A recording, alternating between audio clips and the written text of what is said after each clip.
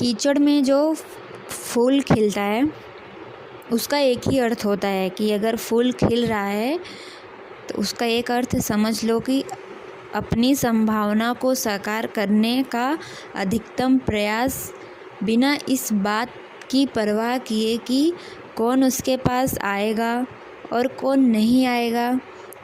उसके पास कोई आए या ना आए, अच्छा व्यक्ति आए या फिर बुरा व्यक्ति आए, वह सबको एक समान खुशबू और सौंदर्य ही देता है। अर्थात वह सबका भला ही चाहता है। तो तुम्हें अगर एक सीख लेनी है तो तुम इस तरीके से भी सीख ले सकते हो। तुमने देखा होगा कि फूल के खिले होने भर से वो स्वयं तो खिला होता है ही है, साथ ही उसके निकट आकर हर कोई उसकी खुशबू और आनंद ले पाता है। वो कीचड़ में होता है, कांटों के बीच में होता है, लेकिन फिर भी उसकी खुशबू और इसकी खूबसूरती सबको मन को भा जाती है, सबको अट्रैक्ट करती है अपनी तरफ। तो उसी तरह अगर तुमने कोई दृढ़ निश्चय किया है या तुम्हें कुछ करना है, तुम लोगों की और समाज को नज़रअंदाज करके अपने राह पे चलते जाओ।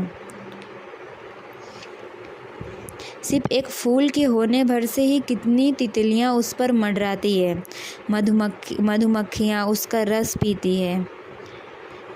फिर कहीं शहद बन रहा होता है तो कहीं चारों ओर सौंदर्य बिखरा रहता होता है।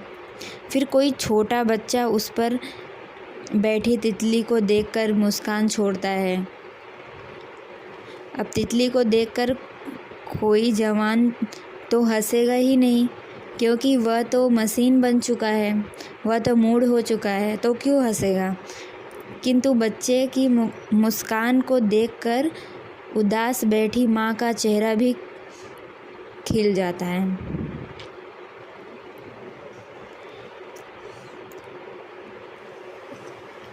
कितनी अपार संभावनाएं छिपी हुई है कि एक फूल में भी कितनी कुछ शुभ होता है। अगर एक फूल की स्वस्थ और खिला हुआ हो और उसकी काली आकार या सोच से कि खिलकर करना क्या है, ये बस एक वो अपने मन में थॉट बना ले कि मैं खिलकर क्या करूँगा, क्योंकि यह मैं जब खिलूँगा तो कोई मुझे तोड़ ही लेगा। अगर उसके मन में, उसके विचार में ये भाव उठे तो फिर शाम तक तो उसे मुरझा ही जाना चाहिए। अगर उसे यही विचार खिले तो उसको मुरझा जाना चाहिए, टूट जाना चाहिए। तो ये सारी घटनाएं घटने से रह जाएगी। जो कि तितलियां उड़ रही हैं, बच्चे खेल रहे हैं, सब उसे देख रहे हैं, उसकी खूबसूरती को, उसके सौंदर्य को। फिर ना कोई फूल दिखेगा और ना ही तितलियां, फिर ना ही कोई बच्चा मुस्कुराएगा और ना ही उसे देखकर कोई माँ अपनी उदासी को भूल जाएगी। हर कली में यह संभावना है, उसी तरह हर इंसान में भी यह संभावना है।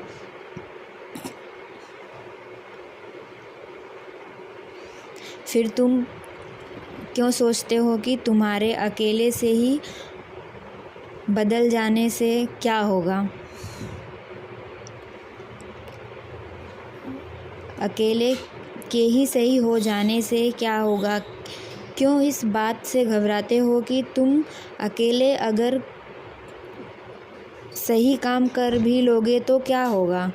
अगर तुम यह सोचकर किसी सही काम को नहीं करते हो कि तुम्हारे अकेले से करने से कितना सा बदलाव आ जाएगा।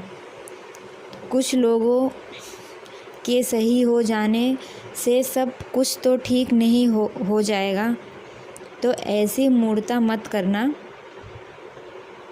ज़रा उनकी ओर देखो जिनको तुम पूजते हो, वह भी अकेले ही निकले थे, ना कि वो पूरे गांव या समाज को निकले थे।